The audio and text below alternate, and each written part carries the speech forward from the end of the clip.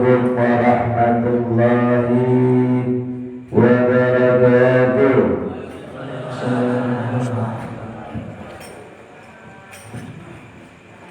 Alhamdulillah, alhamdulillahilladzi hadana bi'abdihil muhtari man da'ana ilai bil idni wa qadna dana labbaika ya man dallana wa hadana.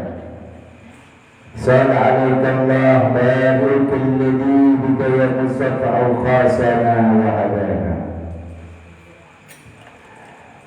Asyhadu an la ilaha illallah wa asyhadu anna sayyidana Muhammadar Rasulullah.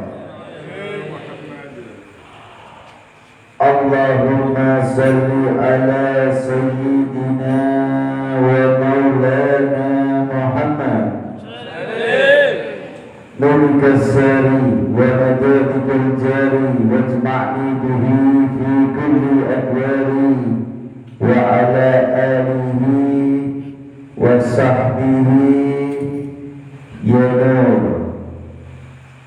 Alhamdulillah, bersyukur kehadirat Allah Subhanahu wa taala, Zat yang Maha Agung, Zat yang Maha Esa, Zat yang tiada duanya, Zat yang menghidupkan kita semua,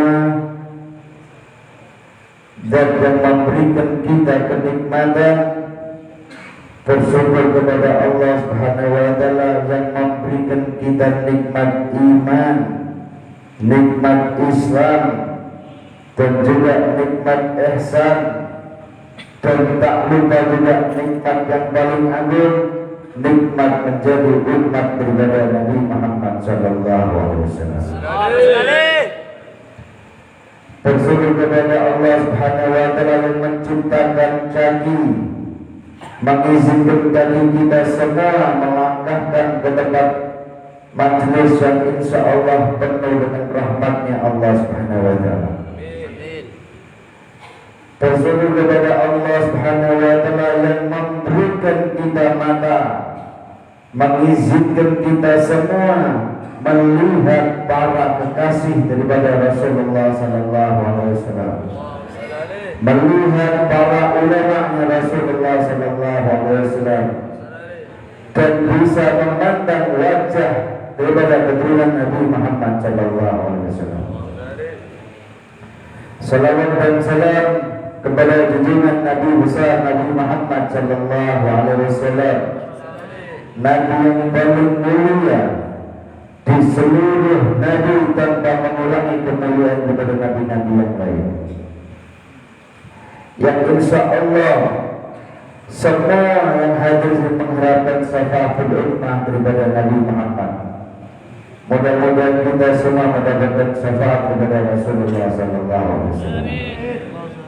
Yang saya muliakan, wabil khusus guru kita semua, Abah Yai Mahlisul Hadi Khairan, mudah-mudahan Allah mengangkat derajat beliau, mudah-mudahan Allah memanjangkan umur beliau, dan mudah-mudahan Allah mempermudah hajat dunia dan hajat akhiratnya, dan mudah-mudahan Allah memberikan istiqamah berjalan di jalannya Rasulullah sallallahu alaihi wasallam.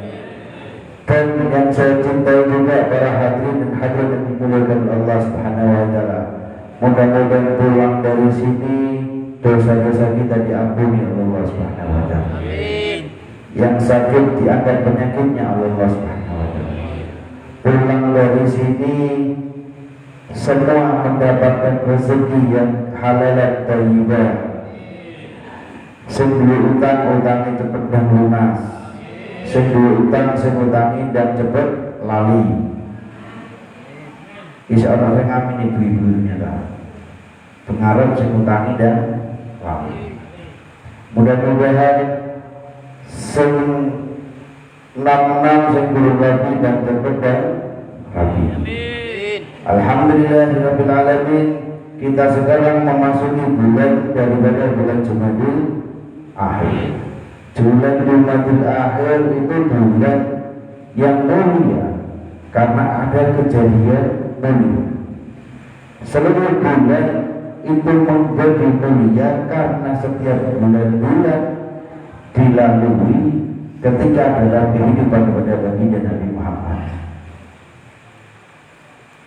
Di bulan Jumadil Akhir adalah bulan kebahagiaan kepada Nabi Muhammad sallallahu alaihi wasallam. Tepat di bulan Jumadil Akhir Rasulullah sallallahu alaihi wasallam menikah dengan Sayyidah Khadijah Kubra. Rasulullah nikah kali Sayyidah Khadijah Kubra minggu pas di bulan Jumadil Akhir. Kanjeng Nabi nikah pertama kali kali Sayyidah Khadijah Kubra itu di bulan Jumadil Akhir. Dan juga ada kejadian yang sangat istimewa juga sebelum Nabi Muhammad diangkat menjadi Nabi. Juga terjadi di bulan Jumadil Akhir. Peletakan batu Hajar Aswad ke tempatnya semula. Jadi sebelumnya Ka'bah pernah direnovasi dan tempat di bulan Jumadil Akhir batu Hajar Aswad yang dilepas dan dikembalikan lagi ke Ka'bah itu juga berada di bulan Jumadil Akhir. Dan yang paling spesial malam hari ini, karena malam hari ini adalah malam tanggal 19 Jumadil Akhir. Dan di tanggal 20 Jumadil Akhir Rasulullah SAW ditambah kebahagiaannya oleh Allah Subhanahu wa Ta'ala atas kelahiran putri yang paling dicintai oleh Rasulullah, putri yang paling mirip dengan baginda Nabi Muhammad, putri yang keindahannya bahkan bidadari pun tidak mampu melampaui keindahan daripada putri Rasulullah. Beliau adalah Sayyidah Fatimah Az-Zahra. Sayyidah Fatimah Az-Zahra lahir juga di bulan Jumadil Akhir tepat di tanggal 20 Jumadil Akhir. Dan bahkan ada riwayat yang menerangkan bahwa kelahiran Sayyidah Fatimah bertepatan dengan peletakan batu Hajar Aswad kepada di Ka'bahnya Allah Subhanahu wa Ta'ala. Rasulullah SAW ketika peletakan batu di semua suku Arab yang berada di kota Makkah, semua berebut ingin suku siapa yang meletakkan batu. Karena seluruh suku-suku ingin dicatat di dalam sejarah bahwa peletakan batu Hajar Aswad diletakkan oleh suku daripada Fulan. Dan bahkan perdebatannya pun sampai bisa mengakibatkan saling membunuh antara para suku. Karena sesuku-suku merasa dirinya yang paling berhak. Sampai pada akhirnya perundingan pun menemukan hasil bagaimana kalau ditentukan besok kumpul di tempat ini, siapa orang yang pertama kali datang di tempat perundingan, maka dia yang berhak meletakkan batu Hajar Aswad. Ditentukan waktunya, ketika keesokan harinya ternyata adalah baginda Nabi Muhammad SAW, orang yang pertama kali hadir di tempat perundingan tersebut. Sebelum diangkat menjadi Nabi, orang-orang Makkah percaya dengan Nabi Muhammad. Ketika melihat Nabi Muhammad adalah orang pertama yang datang di tempat tersebut, seluruh suku sepakat bahwa Muhammadlah yang berhak meletakkan batu Hajar Aswad. Tidak ada perdebatan lagi. Seluruh suku setuju kalau Muhammad yang akan meletakkan batu Hajar Aswad di tempatnya semula. Tapi Rasulullah SAW adalah manusia yang istimewa, manusia yang tidak gila dengan pangkat, manusia yang tidak gila dengan kehormatan, dan Rasul sangat bijaksana ketika beliau diberikan hak untuk meletakkan batu Hajar Aswad, beliau tidak mau meletakkan batu itu sendiri. Rasulullah SAW melepas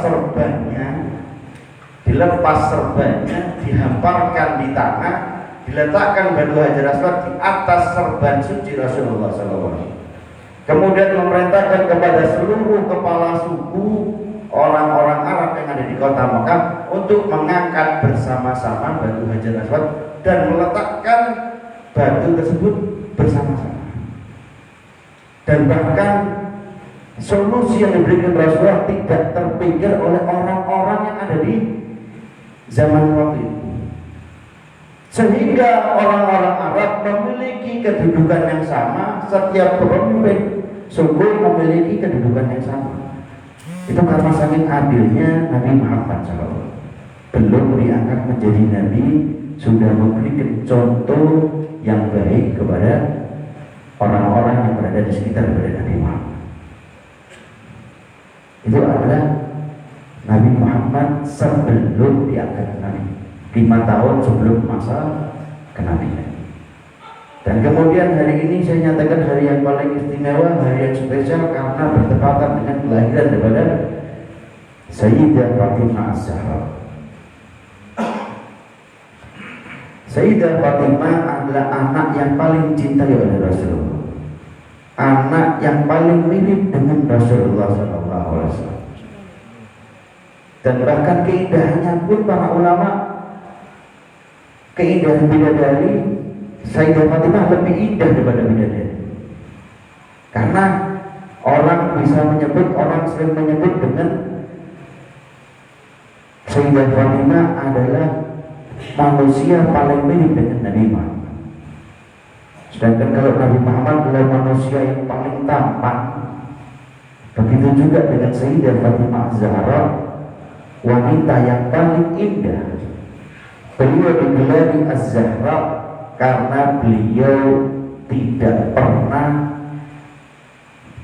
yang namanya haid. Dan bahkan beliau ketika melahirkan Sayyid Hasan dan Sayyidina Husain, kelahirannya tepat di Ba'dal Maghrib. Tapi setelah proses kelahiran, ketika sholat isya, Sayyidah Fatimah sudah melaksanakan sholat isya. Diriwayatkan bahwa nifasnya itu hanya beberapa menit. Jadi ketika lahiran Ba'dal Maghrib, waktu isya sholat mane. Itu adalah salah satu kemuliaan yang diberikan Allah kepada Sayyidah Fatimah Az-Zahra. Tidak pernah yang namanya haid. Dan bahkan nifasnya pun ada yang menceritakan sedetik atau mungkin semenit. Nenek wong zaman saya ini nifasnya bilang ulang Pak. Nifas bilang ulang Pak. Bapaknya sampai lari nifas bilang ulang. Nifas bilang ulang Bu. Pira? Wes lali ya, saking suwe nifas iku pokoke. Nek haid iki 15 dina wis rasa suwe, nifas iku ana wulan-wulanan. Dan Sayyidah Fatimah Az-Zahra niku nifasnya cuma sedetik atau mungkin semenit. Para ulama menerangkan. Dan Sayyidah Fatimah Az-Zahra adalah wanita yang paling membeda dengan Nabi Muhammad. Wanita yang paling mirip sifatnya dengan Nabi Muhammad. Pernah suatu ketika Rasulullah SAW didatangi oleh seorang yang lagi berpergian, orang musafir lagi berpergian kehabisan bekal. Rasulullah SAW adalah orang yang paling dermawan. Kedermawanan Rasulullah melebihi angin yang berhembus. Dalam hadis Bukhari, Sayyidina Abdullah bin Abbas menyatakan Rasulullah SAW ajwadun nas, orang yang paling dermawan. Itu adalah baginda Nabi Muhammad. Jadi uang itu nek pingin niru kanjeng Nabi kudu dermawan. Orang yang dermawan itu jauh dari neraka. Orang yang dermawan dekat dengan surga. Orang dermawan dekat dengan Allah. Orang dermawan juga dekat dengan Rasulullah. Bagaimana dengan kebalikannya? Orang dermawan waliane ya pelit, kikir. Wong kikir iku ya cidek ambil neraka, atur ambil Rasulullah, atur ambil Allah. Wong kikir. Dan bahkan ada orang pintar tapi dia kikir, itu lebih dimuliakan orang bodoh tapi dia dermawan. Wong pintar, wong berilmu tapi dia kikir, pelit, laga anak boleh ngaji Allah ya ora muridé. Jadi buktinya ya dia wong pinter, alim ya lemah. Jadi ngaji ya ora muridé. Pernah Rasulullah didatangi oleh orang lagi berpergian dan kehabisan bekal. Datang kepada Rasulullah, ya Rasulullah, aku ini orang yang lagi berpergian dan aku kehabisan bekal. Orang tersebut menggunakan pakaian yang sobek-sobek. Kemudian meminta kepada Rasulullah agar bisa melanjutkan perjalanan. Tapi ketika itu Rasulullah berkata bahwa Rasulullah tidak ada apa-apa yang diberikan kepada orang tersebut. Rasulullah terdiam karena Rasulullah tidak ada sesuatu apapun yang bisa diberikan kepada orang tersebut. Nah inilah Rasulullah. Rasulullah tidak bisa memberikan, tapi Rasulullah juga bisa memberikan solusi. Begitu juga kita didatangi oleh orang lagi susah, kita sudah gak bisa bantu, ya kita minimal memberikan solusi. Ojo kok uang wis teko susah malah digawe susah disambati siksa. Itu bukan sifatnya Rasulullah. Bagaimana dengan sifatnya Rasulullah ketika Rasulullah tidak bisa bantu, Rasulullah memberikan solusi kepada orang tersebut. Wahai fulan, datanglah engkau ke rumah orang yang dicintai oleh Allah dan dicintai oleh Rasulullah SAW. Datanglah engkau ke rumah putriku Fatimah Az-Zahra. Rasulullah memerintahkan orang tersebut untuk mendatangi putrinya. Hanya orang tersebut datang ke rumah Sayyidah Fatimah Az-Zahra. Ketika datang ke rumah Sayyidah Fatimah Az-Zahra, mengatakan hajatnya, dan kemudian Sayyidah Fatimah Az-Zahra melihat-lihat sesuatu apa yang akan diberikan agar orang ini bisa melanjutkan perjalanan. Hanya dilihat ruang tamu sampai masuk ke kamar, hanya beliau melihat sebuah kalung pemberian ibunya, sebuah kalung yang diberikan oleh Sayyidah Khadijatul Kubra. Hanya diambil kalung tersebut, diberikan kepada orang tersebut. Wahai fulan, saya tidak punya apa-apa, hanya saya memiliki ini. Mudah-mudahan ini bisa membantu. Orang tersebut sambil membawa kalung kembali lagi kepada Rasulullah. Ya Rasulullah, saya sudah datang ke tempat rumah Fatimah Az-Zahra, tapi saya hanya mendapatkan kalung. Kalung ini tidak bisa membuat pakaian saya tertutup, tidak bisa membuat perut saya kenyang, dan juga tidak bisa membuat saya kembali lagi ke tempat saya karena bekal saya habis. Ketika dia di majelis Rasulullah itu ada salah satu sahabat Nabi, beliau bernama Sayyidina Ammar bin Yasir. Sayyidina Ammar bin Yasir ketika sebelum Rasulullah hijrah ke kota Madinah, Sayyidina Ammar bin Yasir adalah seorang budak, dan bahkan ibunya adalah wanita pertama yang meninggal syahid di dalam Islam, adalah ibu daripada Sayyidina Ammar bin Yasir. Ibunya bernama Sumayyah. Orang pertama kali meninggal syahid dalam Islam adalah Sayyidah Sumayyah, ibunya Sayyidina Ammar bin Yasir. Karena membela Rasulullah sampai dibunuh oleh majikannya, karena dia adalah seorang budak. Nah, Sayyidina Ammar bin Yasir ketika berada di kota Madinah, Sayyidina Ammar bin Yasir adalah seorang yang kaya raya. Karena usahanya dia menjadi kaya. Beliau menjadi kaya ketika mendengar, kemudian berkata kepada Rasulullah, wahai Rasulullah, bagaimana kalau kalung itu saya yang membelinya? Kata Rasulullah, terserah, itu sudah haknya orang ini, terserah mau dijual atau tidak. Akhirnya Sayyidina Ammar bin Yasir mengajak orang tersebut pulang, diberikan makanan, diberikan uang yang sangat banyak, dan kemudian bahkan diriwayatkan orang tersebut diberikan onta oleh Sayyidina Ammar bin Yasir. Jadi nek misalnya wong iki wis dikei mobil, dikei klambi api, dikei mangan, dikei bekal, kemudian sama Sayyidina Ammar bin Yasir kalaunya dibeli dengan harga itu tadi, diberikan onta, diberikan bekal makanan, diberikan pakaian. Kemudian kalung tersebut diambil oleh Sayyidina Ammar bin Yasir. Dan kemudian orang tersebut ketika perut kenyang, pakaian bagus, datang lagi kepada Rasulullah dengan menunggangi onta dan berkata kepada Rasulullah, wahai Rasul, aku bersaksi bahwa tidak ada orang yang lebih dermawan daripada dirimu, karena tadi aku datang sebagai orang yang miskin, tapi aku sekarang menjadi orang yang kaya raya. Aku memiliki tunggangan.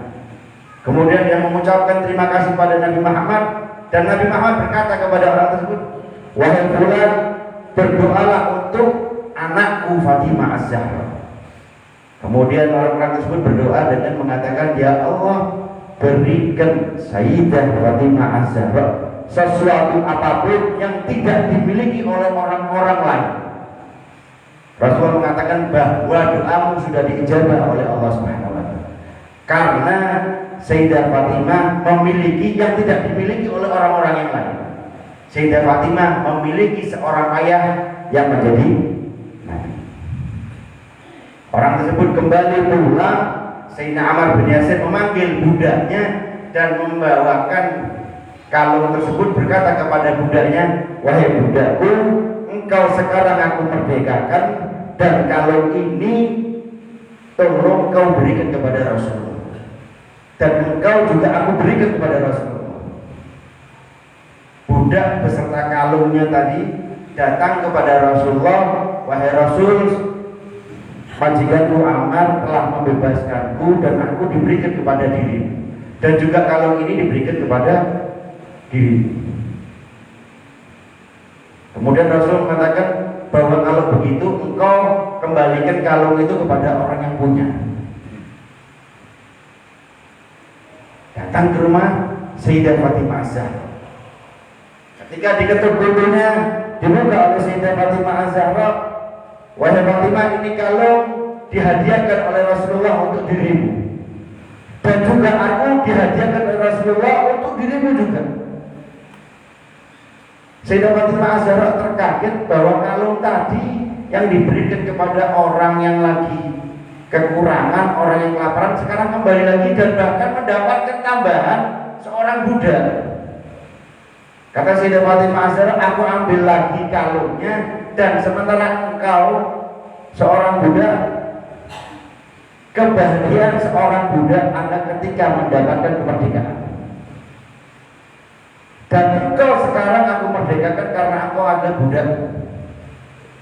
Saking senangnya budak tersebut tertawa dan berkata, kalung yang berkah, kalung yang berkah. Kalung yang berkah ini bisa membuat orang miskin menjadi kaya, dan bahkan bisa membuat seorang budak menjadi merdeka. Itu adalah buah daripada keikhlasan. Orang ikhlas pasti akan ditambah oleh Allah Subhanahu wa taala. Dan mudah-mudahan kita semua digolongkan oleh Allah Subhanahu wa taala sebagai orang-orang yang dermawan, orang-orang yang ikhlas, karena derajat yang paling tinggi di surga adalah orang-orang yang mukhlis. Bukan orang-orang yang sahid atau apa, bukan. Derajat yang paling tinggi di surga adalah orang-orang yang mukhlis, orang-orang yang ikhlas. Kita bisa beribadah dengan ikhlas dan kita mendapatkan ridha daripada Allah Subhanahu wa taala. Mudah-mudahan tadi bisa bermanfaat untuk kita semua, bisa ditambah cinta kita kepada Rasulullah SAW beserta keluarganya, dan mudah-mudahan kita semua diaku menjadi umat Rasulullah SAW dan mendapatkan syafaat kepada Rasulullah SAW. Rabbi banfa'na bi barakatihim واهدنا الحسنى بحرمتهم وعملنا في طريقتهم ومعافاة من الفتن والعفو منكم. والسلام عليكم ورحمة الله